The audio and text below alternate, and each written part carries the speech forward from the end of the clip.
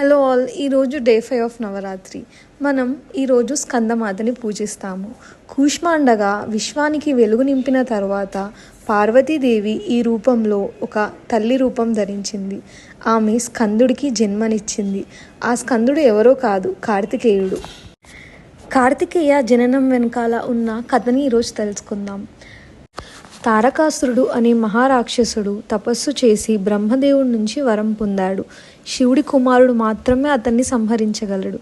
కానీ శివుడు దీర్ఘకాలం ధ్యానంలో ఉండిపోయేవాడు. దేవతలు భయంతో పార్వతీదేవిని ప్రార్థించారు. అప్పుడు ఆమె అగ్నిలో నుంచి స్కందుడికి జన్మనిస్తుంది. స్కందుడు చిన్న వయసులో దేవతల సైన్యానికి నాయకుడవుతాడు. యుద్ధం ప్రారంభమవుతుంది. తారకాసురుడు తన మాయాశక్తితో దేవతలను భయపెడతాడు. కానీ స్కందుడు భయపడడు. భయంకరమైన యుద్ధం తరువాత స్కందుడు తారకాసురుని సంహరించాడు. ఆమె దివ్య రూపం చూసినట్టయితే ఆమె సింహంపై స్వారీ చేస్తుంది. ఇది ఆమె ధైర్యాన్ని సూచిస్తుంది. ఆమె ఒడిలో చిన్న స్కందుడిని ధరించి ఉంటుంది. ఇది ఆమె మాతృప్రేమకు చిహ్నం. ఆమెకు 4 చేతులు కమల పుష్పాలు ధరించి భక్తులకు ఆశీర్వాదాన్ని అందిస్తుంది. Thanks for watching. Please do like, share and subscribe.